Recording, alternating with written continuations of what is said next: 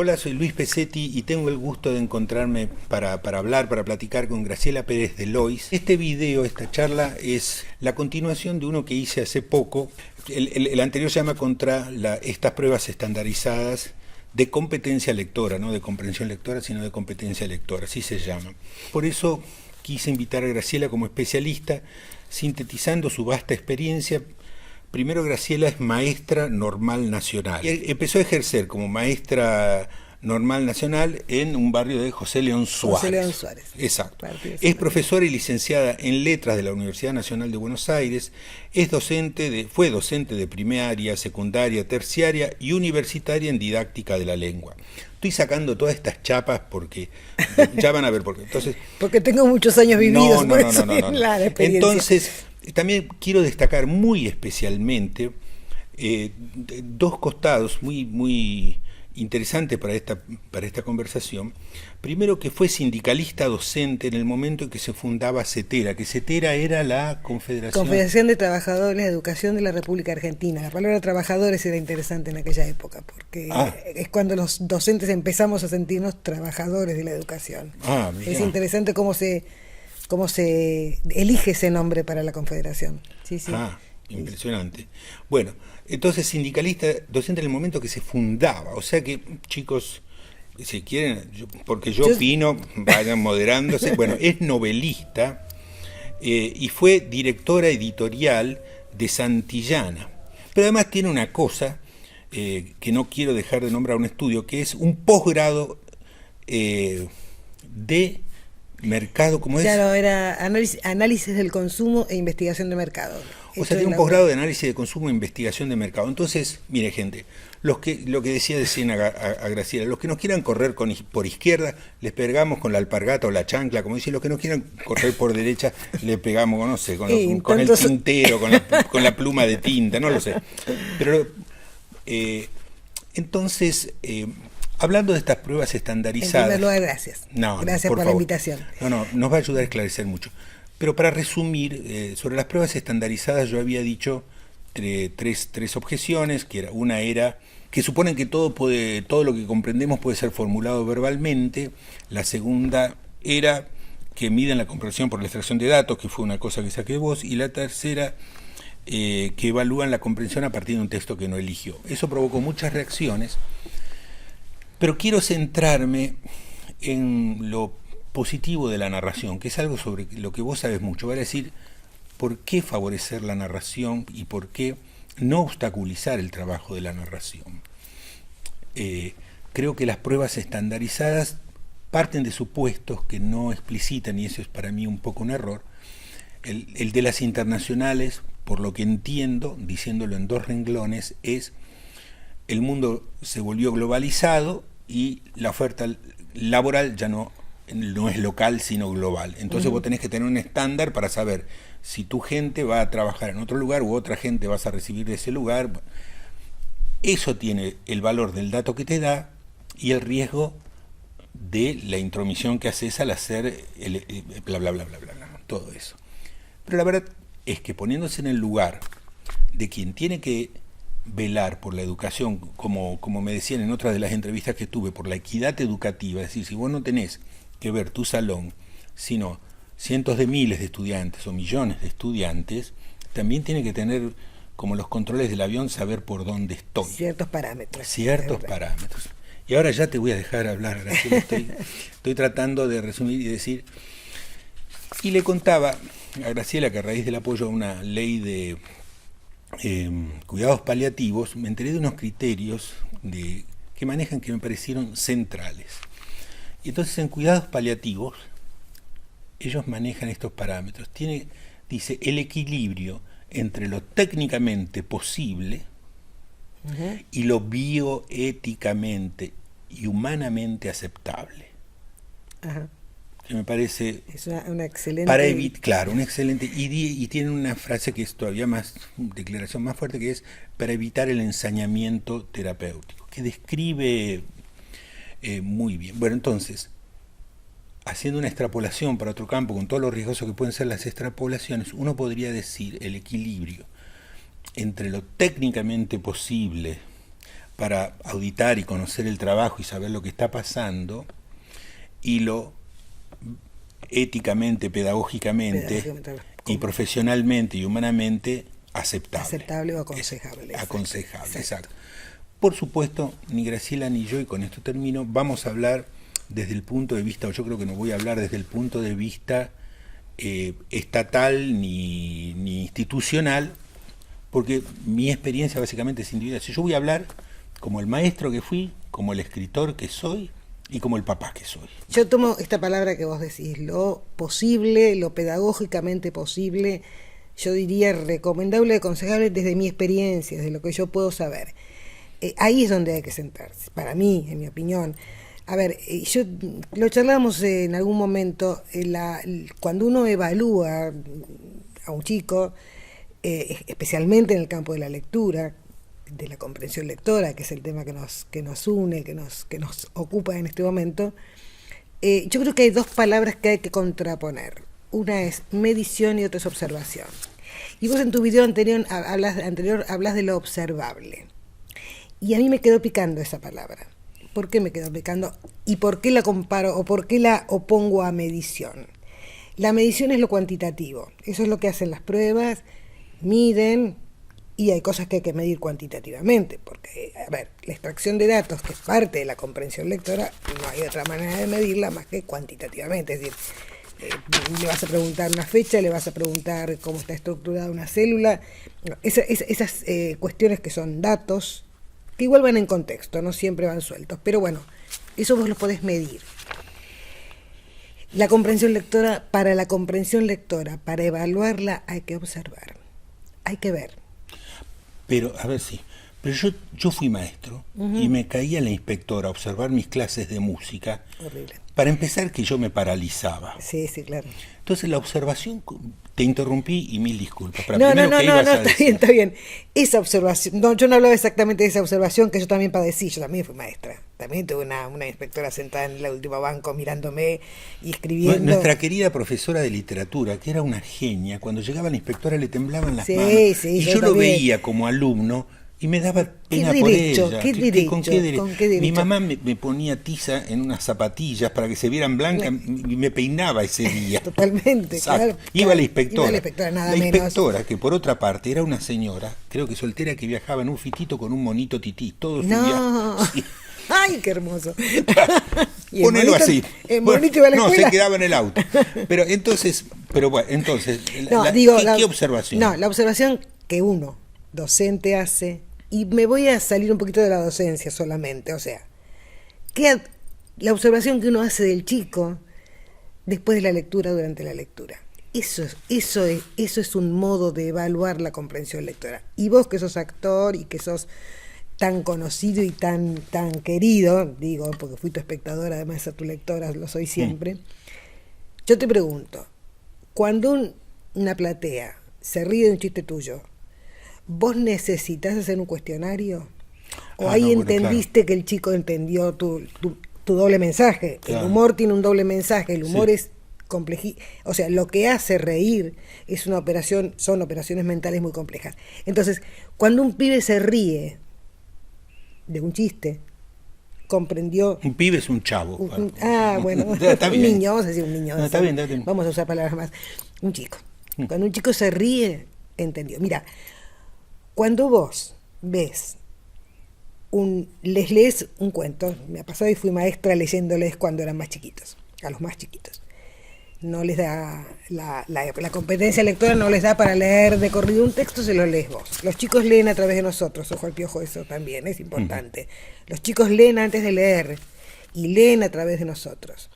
Cuando vos le lees un cuento, por ejemplo, de misterio a un chiquito de 6 años y te pone esa cara de asombro, está entendiendo todo.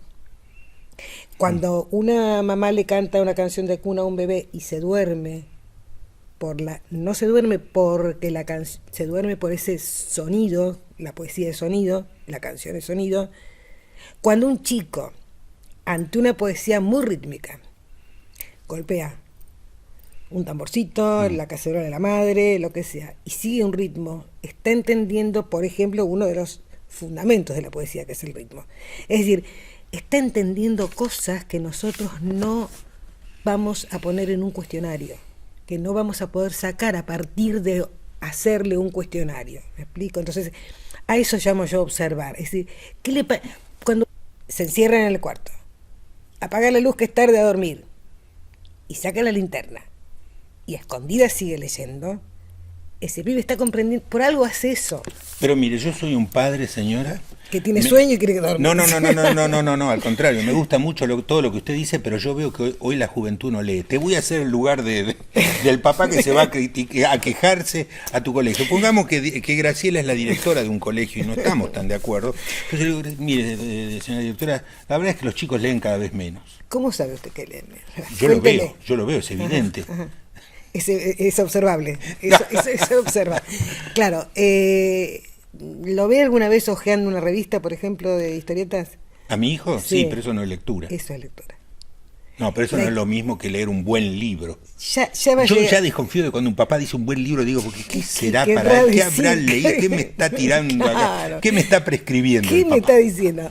Bueno, ¿su hijo lee historietas? Sí. Déjelo que arranque por ahí. La historieta es un género mixto que combina texto e imagen, que es complejísimo y todo sabe muy bien cualquier buen historietista y señor papá, lo invito a que busque un libro de Fontana Rosa, un libro de Tute, un libro de cualquiera de los buenos historietistas o Mafalda, por supuesto, claro. Y me diga si ahí no hay una lectura compleja. Ahí hay un chico que está leyendo dos códigos, el código visual y el código lingüístico. Dos cosas al mismo tiempo está leyendo. Pero lo lee porque es fácil y divertido. Claro, y eso entonces, no ¿por qué no le busca un libro fácil y divertido? Digo yo, total. Pero para eso están los maestros. Bueno, usted que se tranquila que mis maestras les eligen libros, porque les eligen todo lo de Pesetti, pero a lo que... No, quitemos esa parte porque si no me quita a usted. Mis maestras eligen libros, mire, papá, pero yo no estoy, señor papá, sí. Señor papá, hay una cosa que a mí siempre me interesó y me llamó la atención.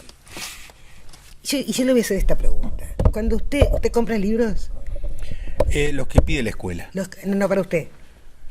En casa teníamos una biblioteca, pero no puedo con todo lo que trabajo. Claro, qué lástima, porque si usted se diera una vuelta por la librería, por ejemplo, haga una experiencia un ratito. Mi mujer tiene una hermana sí. que va mucho. Va mucho. Sí. Bueno, ¿qué hace? Yo le hago esta pregunta. La hermana, su cuñada viene a ser, sí, ¿no? Claro. Su cuñada, cuando va a la librería, ¿elige ella el libro? Sí, por lo general sí. ¿Por qué lo elige? Porque le llama la atención la tapa, piensa que porque a mi hijo... el libro lo llama. El libro la llama.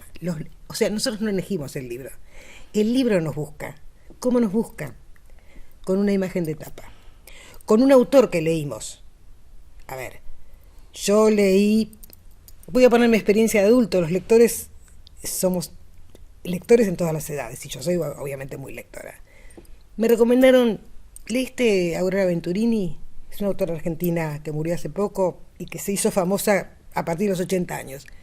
No, leí Las Primas. Después fui a la librería y dije, Aurora Venturini me está esperando con otro libro. Y leí Las Amigas. O sea, el libro me llamó, la autora me llamó, la contratapa. Sí, pero así nunca van a llegar a los libros que tienen que llegar. ¿Cuáles son? ¿Cuáles son esos libros? ¿Cuáles son? ¿El Quijote? Por ejemplo. El Quijote. Yo lo leí, tuve una materia en la facultad que solo fue el trabajo sobre el Quijote. Española 2, literatura española 2. Yo no hubiera, en mi vida, me hubiera atrevido a leer el Quijote. Lo disfruté. El Quijote, se dice siempre, se recibió con una carcajada en cuando se escribió, después con una lágrima y ahora con una cara de asombro, y es verdad. Frankenstein. Leyó Frankenstein. Que se lo recomiendo. No. Bueno, yo lo leí hace 3 años, no lo había leído, lo leí para trabajar. Quedé fascinada. Y es un libro que nunca se me hubiera ocurrido y alguien me dijo, tenés que trabajar sobre este libro. Bueno, sobre el Quijote, ahora me salgo del role-playing del personaje del papá. Hubo en México hace varios años, todo un dilema porque no habían puesto entre los libros que compraba el Estado el Quijote. Yo digo, está bien. O sea... Para empezar, porque los que habían hecho la selección eran especialistas formadísimos, con mucho trabajo de campo. Y después porque al Quijote se llega, no se empieza por... Claro. El Quijote, yo, mire, Mirá, ahora somos otra vez Luis y Graciela. Yo tuve una profesora de secundaria en cuarto año, a la que sigo yendo a ver donde está internada, porque fue mi maestra, es mi mamá profesional y porque yo elegí la carrera. Nunca nos hizo leer el Quijote, pero sí nos hacía leer, por ejemplo, los ejemplos del Conde Lucanor. Y ella decía, porque al adolescente le gustan los cuentos. Y ella eligió de programas de literatura española de cuarto año el Conde Lucanor y no el Quijote. Y después me contaban, andando los años, que después sí lo dio a leer porque había llegado un momento en que a ella le parecía que los chicos estaban en condiciones al menos de leer algunas partes del Quijote. Ella, que fue una docente excepcional, insisto, tenía esta habilidad de ir acompañando los tiempos. Y me lo decía, yo no doy la misma literatura que daba cuando, estoy hablando hace muchos años, ¿no es cierto? Sí. Cuando yo fui alumna de ella, cuando ella todavía estaba en actividad. Porque los chicos cambian. De pronto le gusta la aventura. Bueno, eso hablábamos antes y después quiero volver a alguna de las cosas que dijiste. O sea, una de las críticas a la escuela es la escuela ya no es lo que era antes. Y yo digo menos mal, porque si los aviones fueran lo que fuera antes, los cirujanos fueran lo que fuera antes, estamos en el horno. Sí, no, entonces, claro. La escuela no. Exacto. Entonces, pero lo dicen despectivamente en el sentido de que la anteescuela tenía valores, como si antes hubiera tenido la misma población de alumnos frente a la misma realidad. Se dice siempre que nuestra escuela, en un punto sigue siendo la escuela del siglo XIX, con maestros del siglo XX y alumnos del siglo XXI. Claro. Y es así. Los chicos son del siglo XXI. Si nosotros, como docentes, no vemos ese cambio, que no es solo en él, no es solo en el individuo, no es solo en el sujeto, es un cambio generacional, es un cambio social. Mirá, con el tema del ingreso medio restricto a las escuelas secundarias y demás, ¿cuál fue la queja? Y ahora vienen chicos que no tienen... Bueno, es lo que tenés, son tus alumnos. Busca la manera de que esos chicos lleguen a tener las competencias que tuvieron las competencias que tenían los chicos que tenías hace 10 años, porque venían todos seleccionados. Cuando yo era chica, había examen de ingreso en la escuela secundaria. O sea, yo para ingresar en la escuela secundaria, soy orgullosa alumna del normal número 10 de Capital, yo tuve que rendir un examen de ingreso. Bueno, y si no había otra selección que era mis papás podían o no podían. Y la otra era la escuela privada. Claro. Entonces y o dentro de la pública también. Dentro de la pública también. A ver, había que pagarse un colectivo, Pero vamos un poquito a te quiero llevar, para no perder todo tu conocimiento técnico, en relación a las una de las cosas que me preocupan y que pocas veces se observan, es que la docencia es una actividad muy intervenida. Primero, es que es la única actividad en la que el profesional pasa todo un año frente al mismo grupo, medio día o un día durante toda la semana. Y siempre doy como ejemplo, si yo voy a un teatro de 1000 personas, actúo y la gente se ríe, soy un canchero. ¡Ah, qué genial soy! Si al segundo día tengo el mismo grupo en el mismo teatro, ya voy con otro repertorio, me asusta el tercer día, ya voy preocupado, el cuarto día quiero salir corriendo.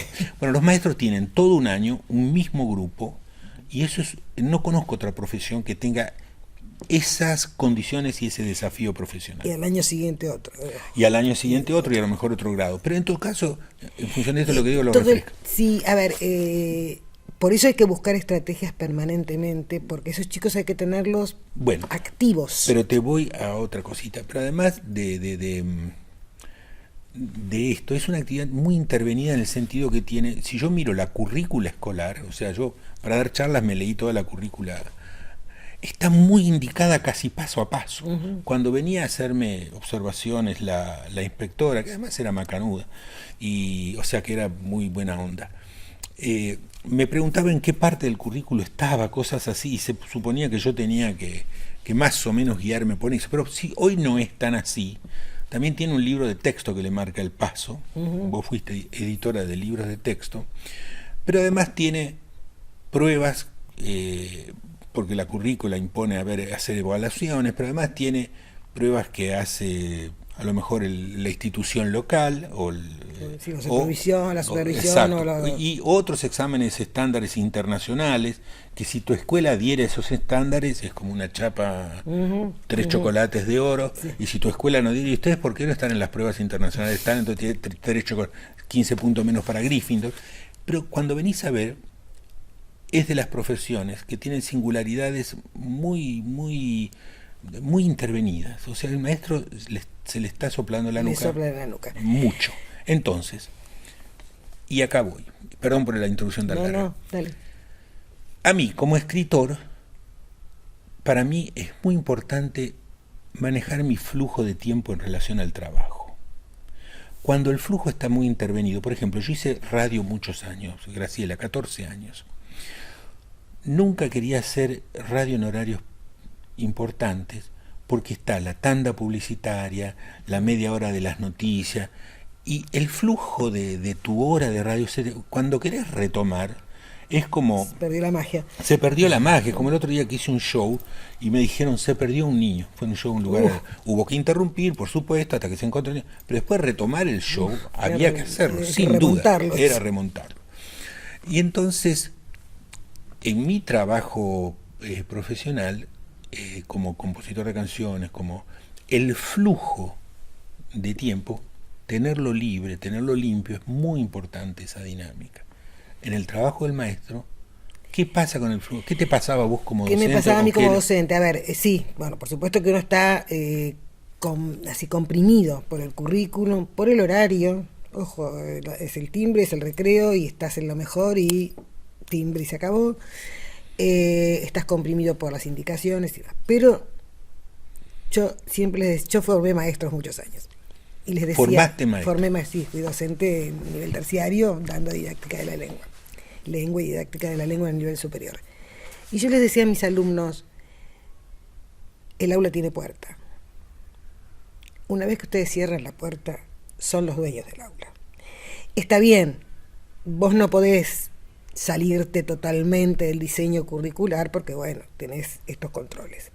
Pero sí es cierto que puedes darle espacio a la incidencia, a lo que pasa en el momento, a lo que el chico está esperando que le digas. A ver, por ejemplo, se produce algo como pasará este año, el Mundial de Fútbol.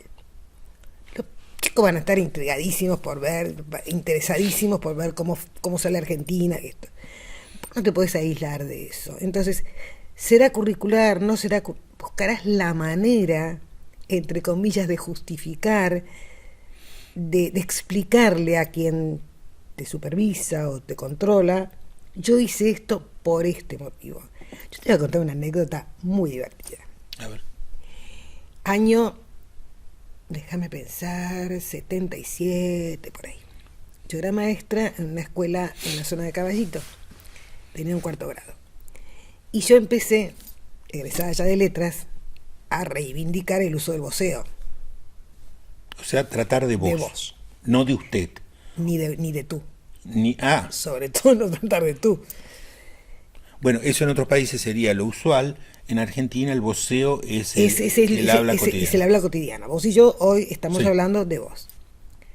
Pero había una restricción, que era la escritura. Escribir una palabra, un verbo en forma de voceo era gravísimo. Pero yo estaba jugada, estaba más allá del bien y del mal, o era una cara dura, y escribo en el pizarrón, no sé, completa tal cosa. Entra la directora, me dice, vení, tenés una falta de ortografía en el pizarrón. Yo que por supuesto sabía de qué me estaba hablando. No me diga. ¿Dónde? Completa no lleva tilde. No, eso es cierto. Completa no lleva tilde. Pero ahí dice completa. Pero no podés escribir completa. No podés poner eso por escrito. Yo sabía que tenía su familia en el interior. ¿Dónde viven sus hermanas? Y época de cartas. Entre Ríos. Ajá. ¿Y usted se escribe cartas con ellas? Claro. ¿Y las escribe de tú? Claro. Cuando escribo de tú. ¿Sabe que eso es un error? Ese es el error. Si usted con sus hermanas habla de vos, cuando escribe una carta familiar, les tiene que escribir con formas del voceo. Y yo con mis chicos hablo así. No quiero ser hipócrita. Yo con ellos hablo así y así les escribo. ¿Y al otro día dónde fuiste a trabajar? Al otro día, al otro día vino el inspector. Faltó esa parte. Claro. Y le dice la directora, tengo una maestra, bueno, lo contó ella, tengo una maestra que escribe completada, escribe de voz. Y voy a tener que hablar con ella, dice el inspector. Es licenciada, es egresada de letras. Déjela, debe ser moderna, debe ser. Claro. Buenísimo. Bueno, pero ahí tenías una cosa, ahí hiciste un ejercicio. Digo, esa es la puerta cerrada, ¿te das cuenta? Claro, ahí hiciste un ejercicio que es la autonomía profesional, que yo es algo también que le reclamo a los maestros, es decir, mira, hay que defender, hay que formarse mucho desde ya. En mi profesión, que es la de ser profe de música, yo le digo, miren, uno tiene que tener un repertorio de canciones. Yo cuando daba clases tenía 100, 110 canciones mínimo, y uno tiene que tener un repertorio grande de canciones y de juegos, porque es como el almacén del barrio. Si tu almacén tiene menos cosas que la alacena de tu casa, el almacén es una porquería. Sí, claro. La tiendita es una porquería. Entonces uno tiene que tener más repertorio que el alumno para el cual estás enseñando.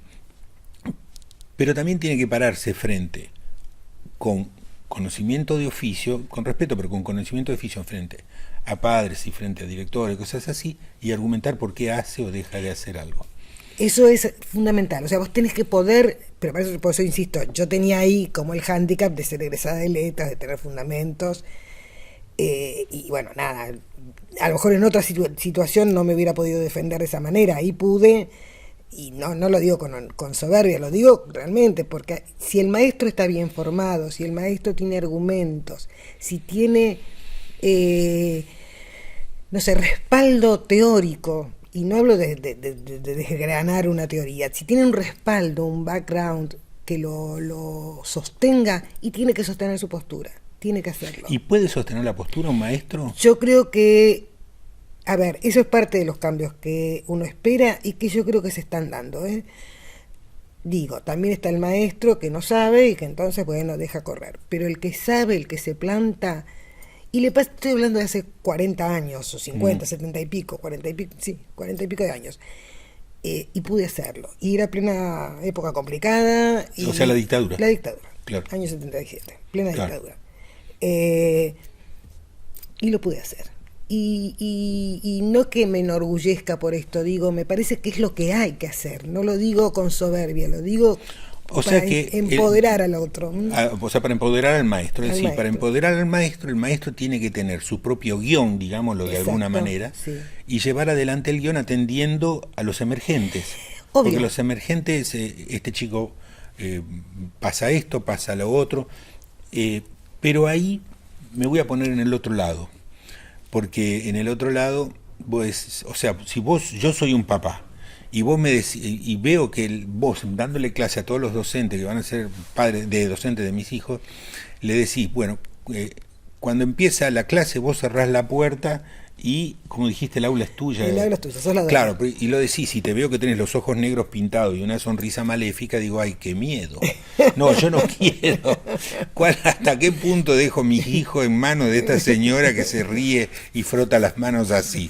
La bruja del cuento. Claro, entonces, y ahí es el punto donde me parece que hay que hacer un equilibrio entre lo que uno evalúa y va, porque el sujeto de derecho es el chico. Totalmente. El sujeto de derecho es el chico. Y el sujeto de trabajo del docente es el chico. Claro, pero en esto el sujeto de derecho es el chico, ¿por qué te lo digo? Porque a mí lo que me importa es que el chico esté bien cuidado, aprenda, no sea estafado en el sentido de no, mi amor, no pasa nada, sino no, vos lo estás estafando. Totalmente. Y teniendo al niño como sujeto de derecho, yo, en función de ese bien superior, que es el niño como sujeto de derecho, yo digo, mira, confío en tu formación profesional, pero tengo que ver de alguna manera, así como que el paciente es el sujeto de derecho, pero tengo que saber que como médico, cuando cerrás la puerta del consultorio, exactamente, o sea, tiene que haber una oficina de defensa del consumidor, o así como tienen los diarios de defensa del lector, o cosas así, que sí, por otra parte, si estuviera organizada, funcionaría más orgánicamente. Pero, entonces, ¿cuál es el punto intermedio entre que un maestro tenga autonomía profesional, flujo en el manejo de su trabajo, que no esté tan interrumpido por fiestas patrias, efemérides, ejes transversales. Emis, reuniones. Exactamente, una bocha de papeleo, en fin. Que tenga libertad y flujo de trabajo y a la vez cuidar el interés supremo del chico, que el sujeto de derecho es el niño. Ahí hay que hacer un equilibrio. Primero, hay una cuestión de todo esto que es, entre comillas, por decirlo de algún modo, administrativo, en mi opinión, es desde el punto de vista jerárquico inferior. Allí arriba está el chico, como vos decís, y esto es lo que importa. Es decir, yo cierro la puerta del aula y no es que voy a hacer lo que me da la gana, voy a hacer lo que mi saber pedagógico, docente o de contenidos me diga y lo que yo crea que es lógico hacer. Y no es que voy a transgredir las normas, digo, la bruja, de la docente que es bruja, y no va por ahí la cosa. Es decir, yo lo que voy a tratar mira, hay una instancia escolar que para mí, yo se lo decía a mis alumnas también, cuando los formaba como docentes, hay una instancia que no hay que desaprovechar, que es la reunión de padres. En la reunión de padres, que se suele hacer a principio de año, el maestro tiene que explicitar su plan de trabajo y su modalidad de trabajo. Es decir, volvemos al tema de la comprensión lectora. Yo puedo decirles, papás, mamás, yo cuando les di a leer un libro a los chicos, voy a trabajar con ellos la comprensión de esta manera. Voy a hacerlos básicamente producir, que para mí esa es realmente la consecuencia de la lectura, la producción. Y sea, que escriban. Que escriban o que produzcan. Puede ser otro tipo de producción artística, claro. Incluso puede ser, hablo por ejemplo de los más chiquitos, que en lugar de escribir a lo mejor dibujan, okay. O a lo mejor, no sé, representan, dramatizan. Sí. Este es mi manera de evaluar si los chicos comprendieron un texto que les di a leer, va a ser a través de la producción. Les pediré que cambien un final, les pediré que inventen un diálogo entre dos personajes secundarios de la novela, les pediré que, no sé, que hagan una dramatización de una parte de diálogo. Y estoy segura, porque esto es lo que hay que garantizarles a los papás y a las mamás, estoy segura de que después de ese trabajo y de esa lectura me van a pedir leer otro libro del mismo autor, otro libro del mismo tema, otro libro, seguramente me lo van a pedir. Y mi objetivo es ese, es a largo plazo. Yo soy el papá que está con los brazos cruzados, así, sí, escuchando así. Señorita, no me lo puede. Para colmo, vos sos la maestra joven, y yo le digo, mirá, querida, muy bien. ya empieza. Mirá, querida, ya arrancamos mal. Sí. Claro, arrancamos mal. Pero yo veo que vos los querés hacer jugar mucho a los chicos, y yo a la escuela lo traigo para que aprendan. Claro, lo que pasa es que no hay manera de aprender si no se goza. El goce del aprendizaje. A ver. En mi familia somos de religión y la palabra esa no es que no tengamos fiesta de familia, pero disfrutar le gusta más, señor. Sí, siempre es correcto, sí, disfrutar. Pero a la escuela vienen a aprender, no bueno, a disfrutar. Claro, sabe que, mire, yo le voy a hacer una pregunta. Le voy a devolver con una pregunta. Cuando usted, no sé, ¿cuál es su profesión? ¿A qué se dedica usted? Mecánico, como mi papá, dije una profesión como era mi viejo, real. Mecánico, o sea, sí. Cuando usted abre un motor y no le da, no hay manera, el dueño del auto dice, no sé, esto hace un ruido bárbaro, no tengo manera, y usted se queda pensando, ruido raro, no lo que usted está acostumbrado a oír. Sí. Después el motor en marcha, un ruido raro. Esto. Y usted investiga, y usted empieza y saca el rotor. Sí, no digamos cosas para no meter la pata, claro. Saca esto, pone el otro, enchufa, desenchufa. Y de pronto... ¿Se quedó el cliente mirando?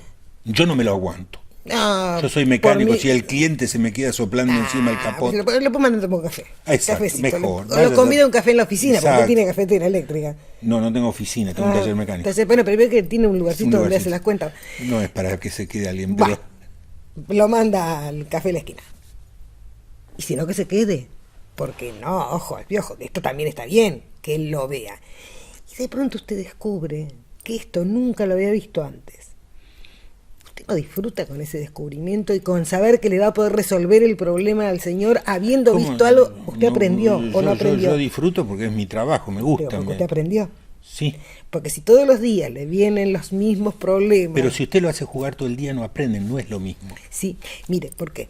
Porque primero que no jugar. Una cosa es escribir y otra cosa es jugar. Una cosa es... entonces usted está de acuerdo conmigo que jugar está mal. No, está perfecto. Primero que los chicos tienen que jugar, para eso están. Pero de alguna manera a ver, hay juegos productivos, hay juegos espontáneos que son solo juego, lo que hacen en el recreo está muy bien, y hay juegos que son productivos. Cuando yo les digo, les sugiero, les propongo, hagan una dramatización de la escena tal o del capítulo tal de esta novela. ¿Qué personajes querés ser? Natacha. ¿Quién querés ser? Fulanito. ¿Quién querés ser? Frin. ¿Quién querés ser? No sé, Doña Disparate. ¿Y vos? Ajá. Bueno, en esta novela no hay diálogo, pero invéntenlo ustedes. Bueno, ahora me salgo del personaje y vuelvo, porque lo que estás haciendo muy bien, Graciela, es un tipo de observación que te permite saber qué les llegó, qué permeó, vamos a decir eso más que competencia lectora, sí, qué permeó en los alumnos y qué es una observación expresiva en los chicos. O sea, que estás poniendo como contra, parangón u oposición a un test de competencia lectora. Y ahí en eso, como dice, agua para mi molino, porque yo lo que veía es que el propósito puede ser bueno. Como decía el señor que escribió en el posteo, dice, es evidente que hay que saber si los chicos comprenden lo que leen. Sí, es evidente. El problema es que según cómo hagas ese estudio, auditoría, observación, hay una que afecta completamente y arruina la tarea y una y otra que conserva la tarea. Vos tenés que saber si un sapo está vivo, pero si le abrís la panza para ver si le late el corazón, y perdiste el sapo. Sí. Claro, pero si lo ves saltar, conservás el sapo. Sí. Bueno, hay maneras de observar que le abren la panza al sapo, y yo creo que estas pruebas estandarizadas... Y digamos que sin ser tan sangrientos, sí. Pero sí, claro. Digamos, lo que pasa es que esas pruebas estandarizadas lo que no tienen... que yo no... A ver, a veces hay cosas que hay que... No, como yo siempre digo, cuando viene todo el tema del constructivismo, digo, el número de teléfono se construye, si querés, te lo tenés que aprender de memoria, ahí no hay construcción posible. Y en este caso hay cierta parte de la comprensión lectora que es la información. Ahora, la vez pasada vos en tu video anterior hablabas de una dicotomía interesantísima que es información y conocimiento. Claro. O sea, que la dice Cerejo, creo que la Cerejido. Cerejido. Sí. Creo que García Canclini también va por ese lado. Es decir, información, me encantó el ejemplo, la guía de teléfono está llena de información, pero no es conocimiento. Entonces, yo evalúo información. Creo que estas pruebas evalúan más información que conocimiento. Pero seamos generosos, supongamos que además evalúan conocimiento, porque ponen en contexto, porque la pregunta no es solamente un dato frío, sino contextualizado de lo que leyeron en el texto. No está mal. Y no está mal en cierto tipo de textos. El texto expositivo, la lectura, la comprensión lectora del texto expositivo se evalúa, como yo decía al principio, midiendo cuánta información obtuvo el chico. Ojo, cuánta relacionó con otra información. Por ejemplo, si yo tuviera que hacer una evaluación sobre un contenido de historia, de Revolución de Mayo, no solamente me interesa saber que la fecha fue tal y cual, o el Cabildo Abierto fue tal y cual, sino qué pasaba en Francia, qué pasó después, quiénes estaban de un lado, quiénes del otro. O sea, yo voy a intentar que ese dato duro, frío de una fecha se contextualice. No está mal. Lo que yo digo que en todo caso, y tampoco está mal que cuando yo trabajo con un chico una novela le pregunte quiénes son los personajes, está mal, pero es incompleto. Y lo rico, lo jugoso de la evaluación, la comprensión lectora está en lo otro, está en lo cualitativo, está en lo que yo veo que el chico logra a partir de esa lectura. Ahora, Graciela, a mí lo que me preocupa de todo esto, yo vuelvo a lo del al flujo y la autonomía profesional y quién elige y qué elige el libro, ¿no? O sea, cuando hay supuestos que subyacen en estas pruebas que son que la gente de la calle no tiene por qué saberlo, los no profesionales, los papás, etcétera, no profesionales de la educación no tienen por qué saberlo, pero que sesgan mucho el resultado y que se los toman como resultados objetivos. Es decir, hay muchos pasos que se, sin pasar a hablar de los medios, cuando los toma la educación en el país va cada vez peor, porque en la prueba tal salió tal, en fin, es una serie de burradas que se dicen como verdades porque se sacan datos tomados de cierta manera para sacar conclusiones de otra manera, a veces utilizarlas o no políticamente, pero bueno, en fin. Y queda un tendal de gente en el medio, y si volvemos a que el niño es el sujeto de derecho, mamá mía, pobrecito, queda como el último melón, que es el primero que subimos al carro y después todos los demás. De eso a mí lo que me preocupa es que la decisión que se toma sobre cómo se va a conocer la comprensión lectora pueden ser muchas, no hay una que sea objetivamente la única, la mejor. Entonces vos, cuando se hacen pruebas estandarizadas, no digamos ni mal, ni bien, ni H, ni B, ni Z, sino es un tipo de instrumento, la prueba, que tiene un efecto en la realidad. Es decir, suspende el flujo de trabajo de quien vas a observar, así como la inspectora que me venía a ver a mí, aunque me ponía yo nervioso, no suspendía mi clase. O sea, ventajas y desventajas. Claro, vos podés decirme, mire, yo no tengo 1 millón de inspectoras para visitar todas las escuelas de Latinoamérica. Es cierto, pero usted suspende 1 millón de veces las clases a la distancia. A la distancia. Entonces, en eso, a mí lo que me preocupa es que algunos sistemas, algunos instrumentos elegidos son muy intrusivos en la cotidiana, en condiciones de laboratorio para colmo, porque no son estudios, es decir, cuando vos elegís las condiciones óptimas para tu estudio, puede que no sean las condiciones óptimas porque empezás, para emparejar todos los niveles, empezás a elegir el mismo texto y le toca el mismo texto a un chico de ciudad, a un chico de zona urbana, de zona rural, del centro, de las afueras, de bla, bli, blu, de tal país, de tal otro, y ahí se empieza a hacer un desparramo de variables que quedan ocultas, ¿no? Entonces, ser muy conscientes que esta evaluación que vos, Graciela, nombrabas, la de la observación, cuida mucho la experiencia íntima de cada lector. Vale decir, pone por encima la experiencia íntima de cada lector y da como suficiente eso que ocurre. Eso es buenísimo cuando decimos, eso para mí es suficiente como expresión de comprensión lectora. Y uno puede decir, pero yo no sé lo que el chico entendió. Es que hay que elegir. Hay que elegir. ¿Qué fino será el dato que yo necesito obtener? Y a veces dato preciso va contra dato real. ¿No? Y dónde uno tiene que parar. Entonces, en el ejemplo que vos das, el dato puede que sea más grueso. ¿Qué comprendió el chico? Es más nebuloso quizás el dato, pero conservó la esencia y el gusto de la lectura, que es lo que más nos importa, porque además estamos en un momento de emergencia narrativa, yo lo llamo. Después hablaremos de eso, o en otro momento. El otro dato es muy preciso, pero en las condiciones que puso, sobre los parámetros que puso, extracción de datos, y fue muy intrusivo en la realidad. Entonces no sabemos si cómo respondió cuando suspendió toda su manera de hacer las cosas normalmente y se puso a responder a esa prueba. Por ejemplo, esas pruebas en general, no respetan la dinámica habitual de la clase, o sea, así no se trabaja la lengua, así no se trabaja. Pero suponte que yo te digo, pero evaluaciones hubo siempre.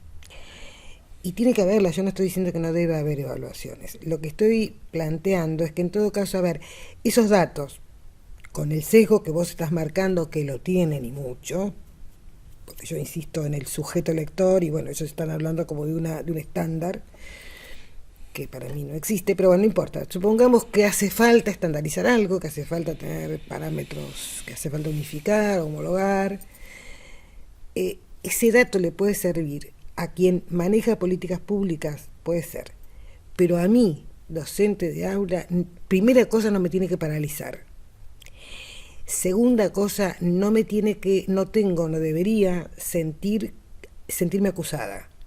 porque uno de los problemas que surgen de estas investigaciones, de los resultados que se publican, y a veces de muy mala fe el modo en que se publican, terminan funcionando como acusatorios. O sea, ¿cuál es la acusación? La escuela ya no enseña como antes, los maestros no sirven o no saben, y esta es la desgracia que estamos padeciendo, los chicos cada vez leen menos. Bueno, a mí, por ejemplo, en las charlas de estos días que traté de ocuparme, de informarme lo más del tema, me decía que no se busca, alguien con muy buena fe, además, desde un punto de vista institucional, no se busca evaluar al maestro, sino el aprendizaje del alumno. Lo que yo veía, por otra parte, es que el ritmo en el que se hacían estas evaluaciones, vale decir, cada cuánto tiempo se hace una evaluación y después se repite otra y después se hace otra evaluación, termina funcionando como una evaluación de la tarea docente. Es decir, si ese resultado afecta el desarrollo del proceso educativo que el maestro lleva adelante, y no está funcionando bien. Y recién vos hablabas de la periodicidad de estas pruebas. Bueno, yo en algunos casos las desconozco, pero si son muy periódicas, lo que no están contemplando es que los procesos de aprendizaje son lentos. Ningún chico aprende todo de hoy para mañana. Primero, no aprenden todos en los mismos tiempos, no aprenden todos con el mismo ritmo, y es un lento proceso. O sea, yo no voy a construir un lector en el primer trimestre de cuarto grado. No. Ese lector primero lo tuve que haber construido, tuve que haber logrado que la familia le contara un cuento. Tuve que haber logrado, o sea, ese chico que me llega a mí va a estar más capacitado, si querés usar la palabra, o va a tener más posibilidades de comprender lo que lee y disfrutar lo que lee, si tuvo una mamá o un papá que le contaron un cuento, que le leyeron un cuento antes de dormir, o sea, que leyeron por él, si tuvo libros en la casa, si lo llevaron a una feria del libro, a una biblioteca, si en el jardín, o sea, ese chico no nace de huevo. Ese chico tuvo un proceso, y en ese proceso primero hay una prehistoria de la lectura, de lo que vos y yo entendemos como lectura, y es ese tiempo en que el chico no lee por sí mismo. Eso es fundamental. ¿Por qué te digo esto? Porque vos te ven muchos papás y mamás, entonces yo creo que ahí hay que apuntar. Hay una responsabilidad, o sea, la construcción del lector no es tarea únicamente de la escuela, es tarea de todos los adultos que nos vinculamos con los chicos. En una época había, no sé si sigue existiendo, una indicación de la Sociedad Argentina de Pediatría pidiendo que en los consultorios de pediatría hubiera libros a disposición de los chicos. Parece una pavada, parece un detalle, pero digo, si el chico va a donde va, encuentra libros, si alguien le leyó, si alguien le cantó, si lo llevaron al teatro, vos me dirás, no todo el mundo tiene plata, y es verdad, no todo el mundo dispone de dinero como para llevar al chico al teatro, pero a ver, a una biblioteca pública puede cualquiera, no en todos los lugares hay, es cierto. Bueno, habrá que buscar la manera. Digo, el chico tiene que estar en contacto con el libro. El contacto con el libro, y te digo algo más, es un contacto amoroso. Yo siempre digo lo mismo y se lo planteaba a mis alumnos, futuros maestros. Yo los invito a que vean a un nene de 2-3 años antes de escolarizarse jugando con libros, y qué le pasa después cuando entra a la escuela, por qué no quiere más, qué pasó en el medio, quién le pasó en el medio. Vos sabés que yo tengo una metáfora, una semejanza para usar, que es lo de los trastornos alimenticios. Lo natural es comer con gusto, tener ganas de comer, o bueno, lo más natural debería ser. ¿Y qué pasa cuando viste a esa edad que los chicos se plantan y no le comen, mi hijo no me come nada, sí. Exacto, por no decir un trastorno más. Entonces, ¿qué pasa ahí? Porque lo natural es mamá, papá, quien sea el mayor de confianza cocina y está buenísimo, te invito a comer a mi casa. ¿Qué pasa ahí? Que eso. Entonces con la lectura es lo mismo. ¿Por qué es lo mismo? Porque desde que empezó la humanidad nos fascina escuchar una historia, o sea, nos cautiva, suspende el mundo escuchar una historia.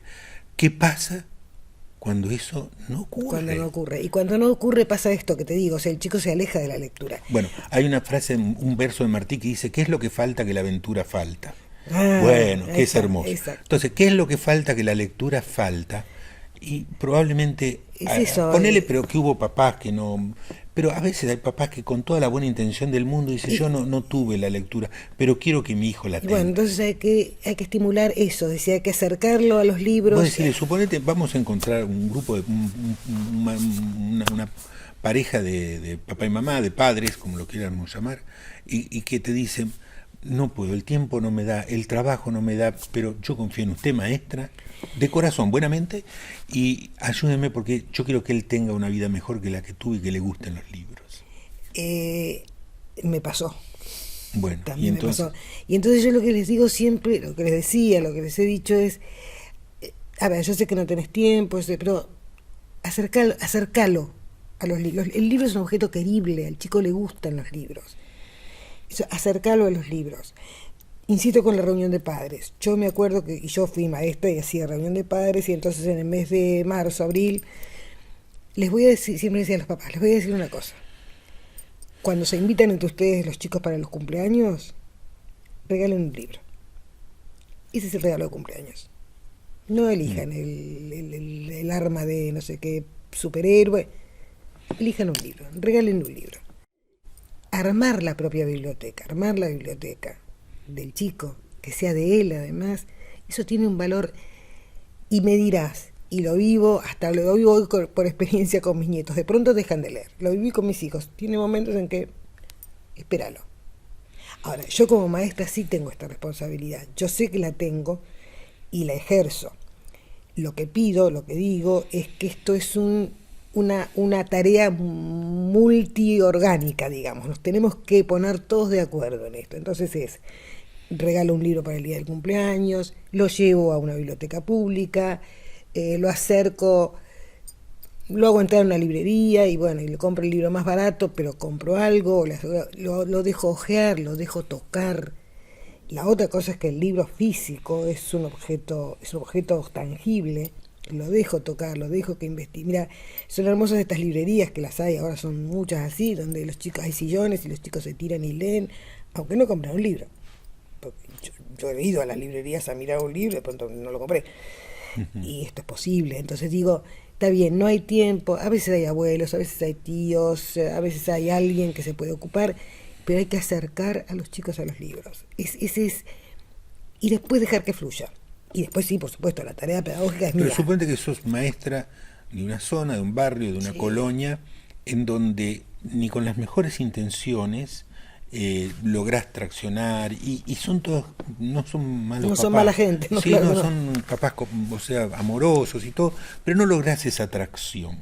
Entonces vos aulas adentro. Y ahí es cuando yo trabajo yo con los libros, es decir, ahí, bueno, tengo que tener la posibilidad de tener yo libros, de que mi biblioteca de escolar o de aula tenga libros, y ahí hay que hacer todo este juego que te digo. ¿Y cómo te manejas en relación a los libros que sugiere la currícula o no sugiere la currícula? Sabes que no sugieren tanto, no es tan así. O sea que uno tiene opción de elegir libros. Hay libertad, sí, no es tan así. Okay. No es como una época en que sí que había un canon y había que respetarlo. Hasta donde yo sé, hoy no. ¿Y sí elegís libros porque van de acuerdo a lo que tenés que enseñarles a leer y escribir, o elegís libros que tengan que ver primero con temas? Elijo libros que me gusten a mi punto uno. Claro. Fundamental. Borges decía que uno enseña, no enseña literatura, sino enseña la lectura que ama. Sí, algo así, en otras palabras. Yo les decía eso a mis alumnos también, Si a ustedes no les gusta el libro, olvídense, no lo den a leer porque... ¿Pero que lo desecho? Digo, ¿no lo doy a leer? No, les doy otro, porque no todos los libros valen, no todos los... A ver, a mí no me gustan todos los libros. Mirá, yo tengo una biblioteca gigante en mi casa. Mi marido era lector de ciencia ficción. A mí es un género que nunca me entusiasmó. Jamás toco, estoy viendo qué hago con esos libros, ahora que él no está, estoy viendo qué hago con esos libros, porque yo para mí no tienen... Y son buenos. Estoy hablando de Stanislav Lem, estoy hablando de Bradbury, bueno, Bradbury por ahí más. Estoy hablando de Bueno, de autores conocidísimos, reconocidísimos y valiosísimos. Pero a mí es un género que no me gusta. En cambio, soy una lectora fanática de policiales. Y te leo, por supuesto, buenos y malos. Digo... ¿Compartirías un libro de policiales con tus alumnos mediando en la narración? Te digo, ¿saben por qué? Porque yo una vez estaba leyendo, yo era profe de música, y tenía segundo grado, y coincidía, bueno, tenía todos los grados, pero coincidía que estaba leyendo las cosmicómicas de Ítalo Calvino. Era una lectura personal para mí. Pero estaba tan entusiasmado que a veces venía de leer, me tocaba dar clase, y lo recuerdo esto con un segundo grado, por eso lo nombré, y les decía, chicos, no saben, y les dibujaba la luna de cuando estaba cerca de la Tierra, y el capitán iba a buscar, que esos eran unos silencios. Era porque vos estabas enganchado con el individuo. Yo siempre digo, hay que tener el índice del chisme. Pues, ¿cómo sabés que esta canción va a gustar en un show? Yo no lo sé, no lo puedo saber. Pero ¿cómo sabés vos que un chisme va a estar bueno en tu trabajo? Porque te morís de ganas de llegar y contarlo. Entonces, escojan lecturas que se mueran de ganas de llegar y compartir con los chicos. Entonces, es fundamental. Eso siempre, por ejemplo, me ha pasado que un docente te dice, bueno, nos ha pasado en la editorial inclusive, que un docente te dice, ay, bueno, elegí este libro y resulta que tiene tal problema y vos no lo habías leído antes. Y no. ¿Y por qué lo eligió entonces? Y no sé, ahí está la gran duda. Bueno, ahí tenés un profesional de los que no son buenos. Claro. O sea, el libro, antes de hacerlo al chico, yo lo tengo que leer. Y lo leí, pero no me convenció. Bueno, entonces no lo des. Pero está en el currículum. No es tan así, ¿eh? Además, en todo caso, no hay un solo libro en el currículum. De 20 elegiste otro, digo. Pero voy a tener que leer 20. ¿Qué problema? No, después le tengo que decir, voy a tener que leer más de 20. Sí. Vas a tener que leer más yo de 20. Yo me acuerdo, eso es así que yo viví esa experiencia. Mira, a mí lo que me gusta es leerles un poquito y pasar a otro. Y eso está buenísimo, Graciela. Sí. Hay una novela que se llama Yo la Divina, muy poco conocida, que todos los capítulos son el primer capítulo de una historia. Ay, qué lindo. Todos los primeros capítulos son el primer. No me acuerdo ahora el autor, pero Yo la Divina. Entonces, todo el primer capítulo, pero la cosa es que después, cuando vos venís a ver, te enteras de toda la historia, porque cada primer capítulo termina contándote la historia. E Imaginaria, este sitio que dirigía Eduardo Abel Jiménez, tenían una cosa maravillosa que era solo los comienzos de primeras novelas. Entonces, uno quiere hacer eso, buenísimo, haga eso. Y todos los días le lee 10 minutos de puros comienzos. ¿Qué hace un director, un guionista en una miniserie? Te deja picando el final. Bueno. Eso es gancho, se llama gancho. No sé en México, pero acá le llaman gancho. Claro, pero esa es otra opción, es decir, uno no está obligado. A mí me gusta mucho el como una novela de Daniel Pennac, porque dice los derechos del lector. Y uno de los derechos es, si el libro no te gusta, déjalo, en fin. A mí me ha pasado que la gente, colegas, amigos, me da vergüenza decirte, pero empecé a leer tal cosa y no... ¿Por qué te da vergüenza? ¿No te gustó? Mira, yo tuve una experiencia con una de las mejores novelas que he leído en mi vida, ahora lo digo, que es 100 años de soledad de García Márquez. La empecé a leer... No, estoy hablando mal. Ensayo sobre la ceguera de Saramago. Ese era. Ensayo sobre la ceguera. Leí las primeras 50, 40 páginas que ya me revolvió el estómago, lo dejé. Se lo pasé a mi hija. Y mi hija me dice, mamá, tenele paciencia hasta la página 70. Lo devoré.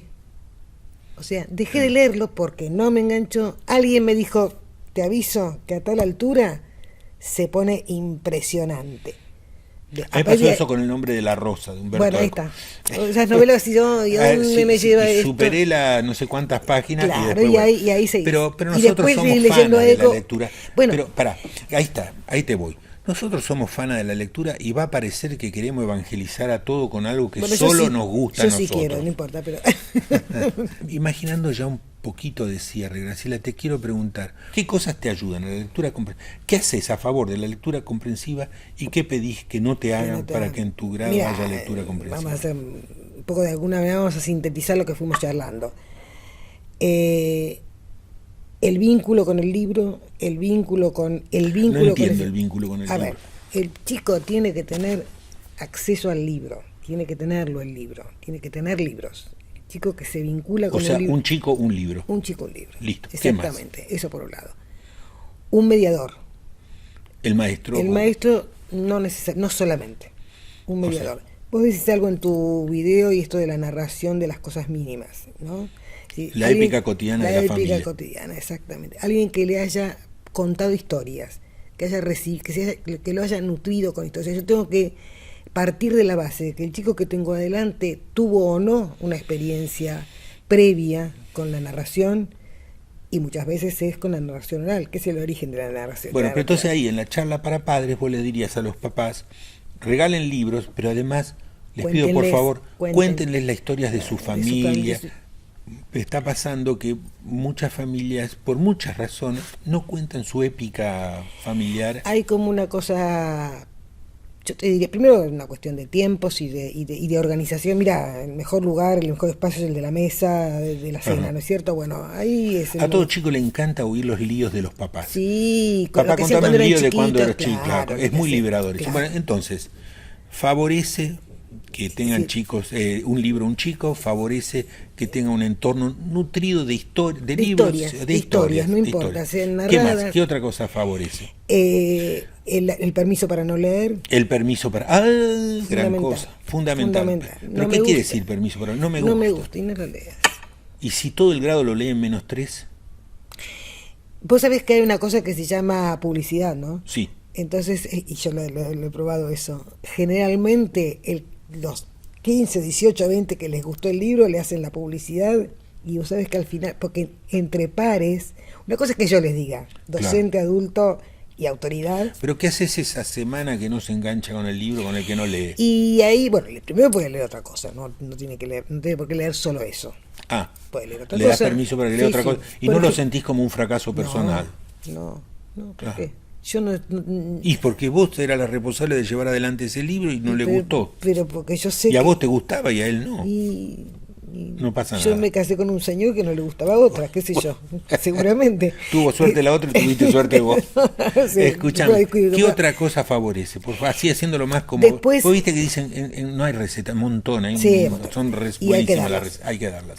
¿Qué otra receta? Estimular la producción, o sea, hacer que a partir de la lectura el chico haga algo con eso que leyó. Pero yo me vuelvo a mi casa y digo, la maestra nos da unos libros buenísimos, pero es un perno, porque después hay que hacer una obra de teatro, hay que hacer un dibujo, hay que hacer lo que quiera. También es cierto que le pueda dar libertad. Claro. Exacto. Si cualquiera es la producción, eso puede pero darle también un menú. Puede ser que no le des nada, no todas también, las veces. También ¿no? puede ser, pero no digo, sí, no necesariamente, pero es buen estímulo la producción. Digamos, es interesante. Qué sé yo. Dame ejemplos de producción. Y de producción, por ejemplo, obra de teatro, dibujo, canción, o sea, a partir del poema la canción, hacer ritmo hacer una canción para un cuento también puede ser. Puede ser. Hacer danzas, han hecho danzas de libros míos. Seguramente, claro. Representarlo, hacer un video. Te doy otra. Yo viste que ahora se hace fans en las listas de Spotify, las playlists de Spotify y YouTube en música. Musicalizar una historia. Como si fuera la música de una película, bueno, hacer la música de un cuento. Totalmente, sí. ¿No te gusta hacer esto? ¿Te gusta algo? Y si no, nada, me estás charlando, dale. Algo te tiene que gustar. O la plástica, o la música, sí. Algo te tiene que gustar. Un programa de radio, un programa de radio. Claro. ¿No te gustó? Perfecto, hacemos un programa de radio explicando que no te gustó. Claro. ¿Cómo se llaman los booktubers? Sí, el anti-booktuber. Bueno, listo. ¿Qué otro tip? Bueno, esto del intercambio entre los pares, eso es fundamental, o sea, el intercambio entre pares, o sea, entre los chicos entre sí, contándose o publicitando, entre comillas, el libro, eso es muy útil. ¿Qué cosa pedís que no pase para que te entorpezcan? Primero que me obliguen a hacerlos leer, que me den una lista y me digan de acá tienes que elegir, y que no. O sea, que no pueda yo elegir qué libro quiero, qué libro el libro es obligatorio. Porque, digamos, el libro para mí es el libro que a mí me gusta, pero además el que imagino, porque yo tengo que tener presente a quien estoy destinando mi trabajo, imagino que les puede gustar por la edad, por el tipo de cosas que les gustan. O sea, que te impongan lecturas, detestás. ¿Qué otra cosa? Que me obliguen a hacer evaluaciones medidas de la lectura, es decir, que me digan, tenés que hacer un cuestionario sobre lo que los chicos entendieron, y no, eso no, ese tipo de imposiciones no. ¿Pero por qué es una imposición y sos rebelde y no te gusta la imposición? No, porque no me parece que es una herramienta que no sirve, sencillamente. Que puede servir, insisto, yo fui maestra de todas las áreas, con lo cual sí tenía que hacer un cuestionario de historia, de geografía. Y de lengua también hay que hacer cuestionarios, ojo. También hay información sobre la estructura de un texto narrativo, por ejemplo, que es bueno que los chicos sepan, qué es un narrador, qué es el ámbito, bueno, qué sé yo.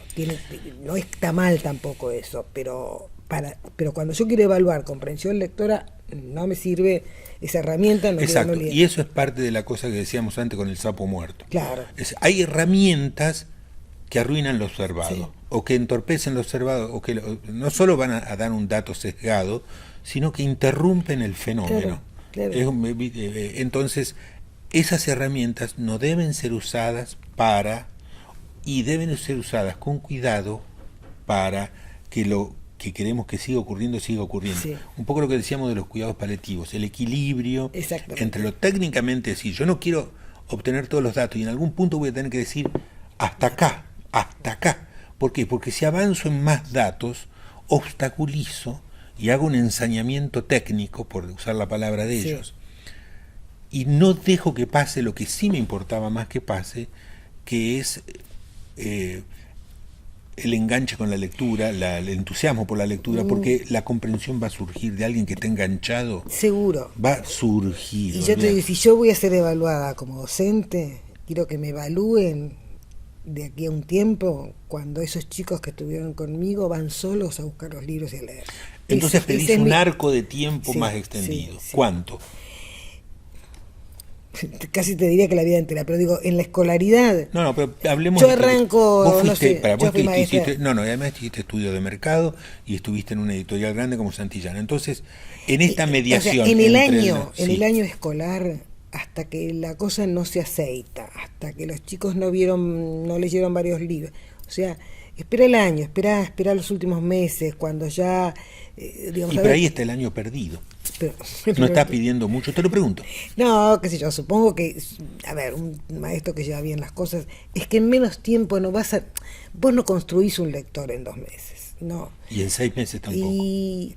Pero lo que tenés que hacer, lo que tenés que lograr es que ese chico vaya progresando en sus aprendizajes, porque son aprendizajes finalmente, o sea, que un día te diga, este cuento me gustó, ¿qué más hay que te lo dicen, ¿Qué más escribió este autor? ¿Hay otro?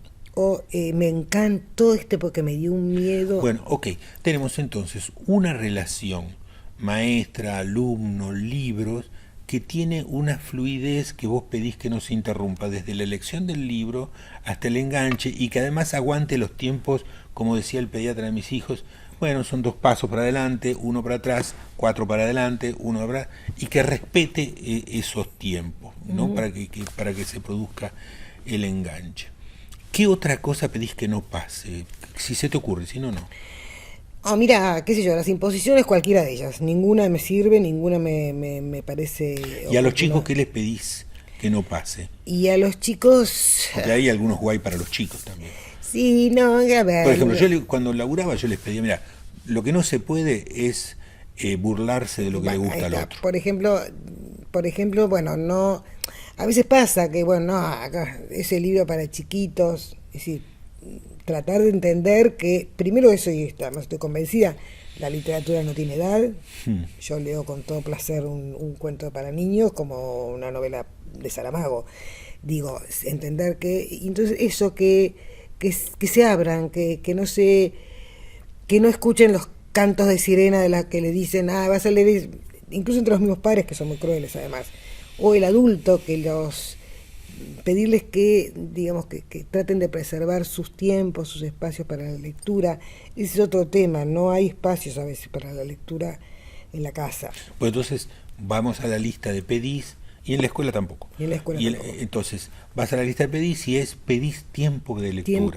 Claro. Entonces, pero a veces la escuela invade el tiempo del chico en la familia, mandando tarea, mandando cosas y cosas así. Y ya que se van de vacaciones, llévense esta. Claro. Yo voy a decir, no, pará alguna vez. Me fui de vacaciones, apaguemos la luz, porque Sí, apaguemos la máquina. Apaguemos la máquina, porque si no. No son vacaciones. Claro, no, pero es que yo lo que necesito, el argumento es, me lo han dicho, yo lo que necesito es que no se interrumpa. No, tenés que interrumpir. Hay que interrumpirlo. Hay que interrumpir, porque cuando se interrumpe, la cabeza labura maravilloso, además que la pasa bomba, sí. La cabeza labura maravilloso cuando estuviste trabajando, y si no se interrumpe, la curva de aprovechamiento empieza a bajar. Que un atleta puede correr, no sé, 2.000 kilómetros sin parar, no hay manera. No, pero entonces, les pedís un tiempo. En algunas escuelas y en algunos proyectos se hacía la hora de lectura, que era maravilloso. Había un proyecto que se llamaba Lectura Silenciosa Sostenida, LSS. Claro. Creo que es chilena, creo que es de origen chileno. Y era un momento muy yo nunca lo puse en práctica, pero es llamativo. Supone a tal hora, la segunda hora de clase, de 8:30 o 9, de 9 a 9:15, todo el mundo, toda la escuela lee. Pero incluso maestranza o todos. No o sea, el maestranza dice, yo me traje una revista. Perfecto. Sí, lo que sea. Y se pone cartel, a veces se hace dentro del aula solamente, entonces se pone cartel, nunca la hice la experiencia, pero la leí. LSS, estamos en LSS. Entonces, la directora sabe que no puede entrar ahí. En esa aula. Mejor si está leyendo. Y si está leyendo, claro. Ahora, si se hace institucionalmente, sí, directamente se pone un cartel en la entrada, los papás que van a entrar, hasta tal hora no atendemos, estamos en el LSS. Y toda la escuela está leyendo. Es un poco utópico, ¿no? Es un poco llamativo, pero... Según cuánto lo quieras hacer. Mira, según cuánto lo quieras hacer.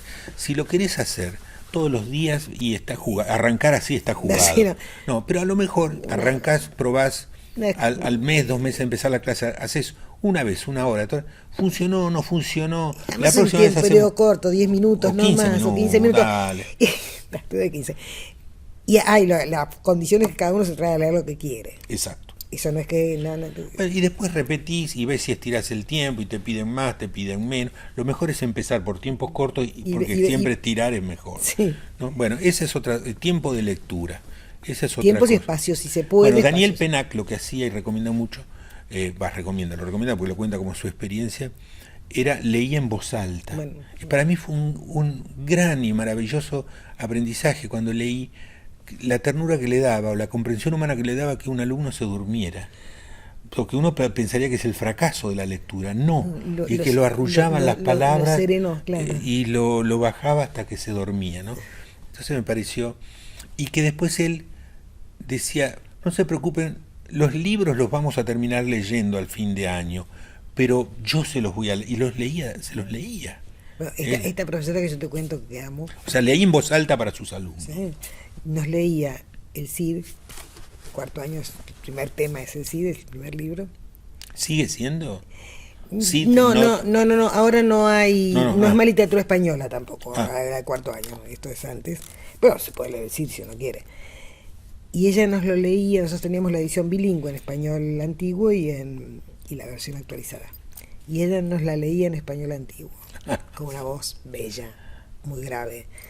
Y nos leía fragmentos, yo lo tengo en el oído, bueno, ella leía muy bien, y leyendo, nosotros teníamos la edición bilingüe y leíamos en el origen, en el español actual, y ella nos leía en el español del siglo XII, que cuando... Yo me acuerdo de esas clases maravillosas, porque te parecía que estabas en Castilla viendo al Cid y a Álvar Fáñez y nada, que estabas en medio de la batalla. Son maestros especiales. Son maestros especiales, pero cada uno tiene algún talento. Así como los chicos tienen tiempos y talentos, los maestros también tienen tiempos y talentos. Claro, entonces a todos los maestros les podemos decir que aproveche su talento, que somos comprensivos con su no talento pero que tampoco pero que estire las piernas lo más posible. Se esfuerza un poquito. Claro, exactamente. Y ¿hay alguna otra cosa que se te ocurra que vos pedís para...? Yo, por ejemplo, como escritor, me gusta coachear o tallerear, mejor dicho, tallerear lo que escribo. Entonces pido alguna forma de acompañamiento de alguien que yo respeto mucho intelectualmente, cosas así, que me lo mire con una mirada al texto, con una mirada afectuosa, es decir, con una aceptación básica, porque ir a que me critiquen en el mal sentido no me da gana, porque hay un primer momento de la escritura que es muy vulnerable, que es muy incipiente, y que va muy en tanteos. Muy incierto, ¿no? Muy incierto y muy en tanteo. Y si uno interviene ahí mal, arruinás una idea que a lo mejor iba a ser muy original. Entonces hay que ser muy cuidadoso con los momentos incipientes de la creación, de la lectura, de lo que sea, para darles tiempo que vayan cobrando forma. Porque si no es como sacar la torta del horno antes de tiempo. Sí. O sea, pasa algo para... Pero yo necesito ese acompañamiento que me va cotejando. Uy, buenísimo esto. No, esto no va, esto es una porquería. Y discuto y me peleo, pero necesito ese acompañamiento. Seguramente si yo fuera un niño, volviera a ser un niño lector, me gustaría alguna forma de acompañamiento así también en la lectura, del tipo, el maestro lo lee, lo leemos juntos, o lo leo yo, pero después puedo discutirlo y charlarlo, y estamos de acuerdo, no estamos de acuerdo, pero que no me dejen solo a mí, me lo pediría, como maestro lo haría. Sí, yo me acuerdo haber hecho, por ejemplo, algún tipo de novela, juicio a un personaje, por ejemplo. Un juicio. Esa es una manera de comprensión lectora, otro ejercicio. Hacerle juicio al malo del codo. Claro. Entonces sí. Están los que se ponen de defensores, los que se ponen de acusadores, de querella, y es maravilloso, y uno que hace de juez, por supuesto. Y vos decís, sí, y ahí lo estás acompañando, le estás haciendo hacer algo diferente, algo que surge, bueno, obviamente que comprendió la lectura, si puede ponerse en el lugar del personaje o en el lugar del antagonista. Digo, hay tantas cosas para hacer. Yo como alumna no sé qué pedir. Yo era muy lectora de niña, así que no por ahí no pedía. No, pero como profe, como maestra. Pero como maestra, ya te digo, bueno, leerles en voz alta, ayudarlos a salir de porque de pronto se traban con la lectura, porque no les está enganchando, buscarles. Después si no quiere no la sigue, pero si vos ves que está trabado con la lectura, que este cuento no me gusta o esta novela no me gusta por tal motivo, bueno, sugerirle que vuelva para atrás y se fije qué está pasando con el personaje antes, no sé, digo, para eso el maestro está muy leída la novela, muy clara, ¿no? Es decir, pero digo, ayudarlo a que, y si a darle una, a que y si no enganchó, no enganchó. Bueno, ahora, ¿qué es lo del consejo de los nutricionistas con las comidas y los chicos también? Claro. ¿No? O sea, vuelve otra vez. O sea, los chicos y las verduras, hay todo. Si uno googlea, hay un montón de consejos, bueno, varios trasladables a la lectura. Pero vos como maestra estás pidiendo algo que no nombraste y es téngame confianza. Sí, fundamental. O sea, respeto profesional y confianza. Hay que ganárselo. El respeto profesional hay que ganárselo. ¿Cómo te lo ¿Me lo ganás? estás hablando como profesora, como sindicalista o como mamá? como todo eso junto, porque es lo que soy. Yo insisto, siempre dije lo mismo. Yo no enseñaba de la misma manera, no sé, era maestra, con lo cual tenía todas las áreas. Después ya fui especializando, viste que cuando divide las áreas, que sé yo, ya, obviamente con buen criterio me daba el área de lengua, pero digo, yo no enseñaba igual, yo medio me aferraba al libro de texto para enseñar biología, porque era la pata floja. Y sí, yo sabía que el libro estaba bien, que el libro era correcto, por ahí me iba a buscar información en la enciclopedia, un libro de secundario, pero no más. Pero a mí me ponías a enseñar algo de lengua y yo te lo puedo explicar de 4 o 5 maneras diferentes hasta que lo entiendas, y que lo vas a entender al final. Entonces, ¿por qué? ¿Por qué digo el respeto profesional? A mí en eso difícilmente me lo pudieran discutir. Entonces, hay que poder tener, primero hay que tener la humildad de decir no lo sé. La humildad de decir esta no es mi área fuerte. Yo iba a la directora y le decía, cuando cambiaba de escuela, porque era suplente o lo que fuera, mire, si me puede dar el área de lengua, yo le garantizo un buen año de trabajo, porque tengo con qué. Había quien nunca me pasó, en general me lo daban, porque además es criterioso y es inteligente. Pero ¿qué quiero decir con esto? Que yo de biología por ahí no sabía, pero bueno, buscaba un libro, buscaba el libro de texto por un lado, profundizaba por otro, y podía aceptar, bueno, en esto no soy tan fuerte, pero me preocupaba. Digo, el respeto profesional se gana estudiando, se gana investigando, se gana leyendo, se gana trabajando. No se gana, no es gratis. Claro, no es cómodo eso. Y no es cómodo. Pero tampoco pero con es lo que placer también. No, pero exacto, a eso iba. Tampoco con lo que te gusta uno tiene como parámetro la comodidad. No. A vos decís, esta es mi pasión, y es cómoda. A nadie se le gustaría, se le ocurriría preguntar. ¿Qué médico se pasó 24 horas en una guardia feliz de la vida? Está cómodo, no, era mi vocación, no era cómodo, era lo que me hacía feliz, no era cómodo. Claro. Como dice, hay una maravillosa charla de Carles Capdevila que habla sobre la paternidad y gestionar crianza, no sé cómo la llama, es maravillosa, está en YouTube. Y dice, bueno, los hijos y llevar los horarios, era papá de 4 chicos, esto, allá, dice, ¿cómodo? No, cómodo es no tener hijos. O sea, porque eres catalán, lo más cómodo es no tener hijos. Pero es tu amor, es tu pasión, son tus hijos. Sí, claro. sí. La docencia es eso. Bueno, entonces, a ver, redondeando, como esto fue una contestación, una continuación y una contestación a aquella primer video sobre en contra de las pruebas, de estas pruebas estandarizadas, yo rescato, pero prefiero que lo hagas vos, como una síntesis. A veces nos perdemos demasiado tiempo diciendo que no, discutiéndole, y cuando queremos ocuparnos de los que nos gusta. En el equilibrio que quieras, ¿qué síntesis o qué resume? Abstract. El abstract. Bueno, vuelvo a un poco a lo que en algún momento dijimos. Evaluar la comprensión lectora es saber si el chico, a partir al terminar su lectura, hizo propio su libro, pudo producir, pudo generar nuevas experiencias, si es otro. Cuando terminó de leer el libro, sintió que algo en él había cambiado y te lo demuestra. Y la medición rígida, la medición numérica, la medición estandarizada, cuantitativa, claro, y estandarizada, yo la dejaría para quien puede manejar esa información, y les pediría que la manejaran con mucho cuidado.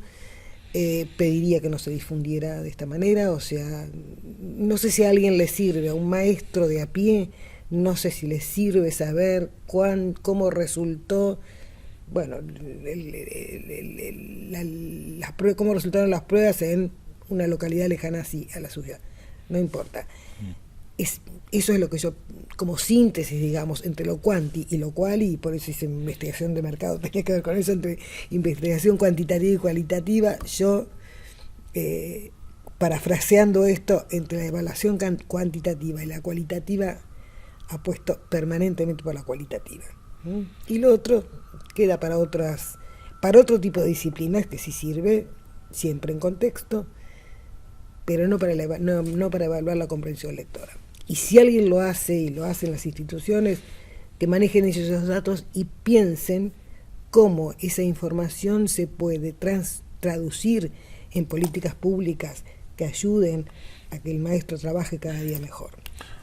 Bueno, entonces mi síntesis, y te agradezco la tuya, es teniendo al niño como sujeto de derecho y al maestro como la persona que está en campo con el sujeto de derecho, que es el niño. Yo creo que hay que tener mucho cuidado, ver a la hora de elegir estas evaluaciones o auditorías que tienen que resultar en el sujeto de derecho, ¿no? O sea, en qué van a favorecer al niño, cómo van a favorecer a los niños, para equidad, para lo que sea, si es la única manera de evaluar eso o de observar o de tener esa información, si es la única manera de obtener esa información. O sea, una prueba estandarizada, una prueba de este tipo, si hay otras maneras, si hay antropólogos, si hay estudiantes de antropología que podrían hacer estudios de campo, si hay estudiantes que podrían ir recabar no sé, X. Pero tener muy en cuenta, repitiéndome, que hay instrumentos de medición que matan el sapo. Y que en este caso sería instrumentos de medición que lastiman la relación que queremos que tenga el niño con su mundo interior y con la narrativa, que no puede faltar. No puede faltar. Cuando falta eso, falta un horizonte de vida que se cierra demasiado. Marcelino Cereijido, este biólogo científico argentino radicado en México, él tiene una frase: si un país sabe más sobre tu país que vos mismo, tu país es subdesarrollado en relación a ese. Dice. Yo lo traslado, tomo esto que él dice para decir: si alguien cuenta tu historia, vos estás en posición inferior sobre quien cuenta tu historia. Si yo, Luis, cuento la historia de tu familia y se la cuento a tus hijos, vos vas a sentir una invasión, vas a decir: ey, me estás contando la historia. Eso es mío, es mi historia, pero no lo hiciste vos, perdiste la oportunidad. Entonces, si como latinoamericanos, mexicanos, colombianos, peruanos, argentinos, otro país cuenta nuestra historia, nosotros estamos en una posición subdesarrollada en relación a esa historia. Si nuestros chicos se nutren de la narrativa que solo ven a través de 4 cadenas de streaming, estamos subdesarrollados. Después esos chicos van a vivir en una realidad, etcétera, etcétera.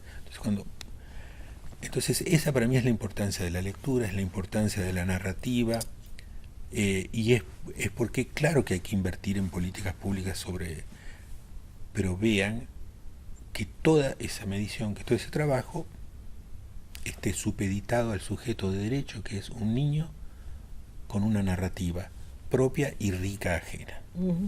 Así es. ¿Sí? ¿Algo así? Totalmente, de acuerdo. Graciela, estoy seguro de haber aprovechado algo así como el 5% de toda tu experiencia, aunque aproveché seguro el 100% de la maestría y la calidez que tenés para ir surfeando un tema.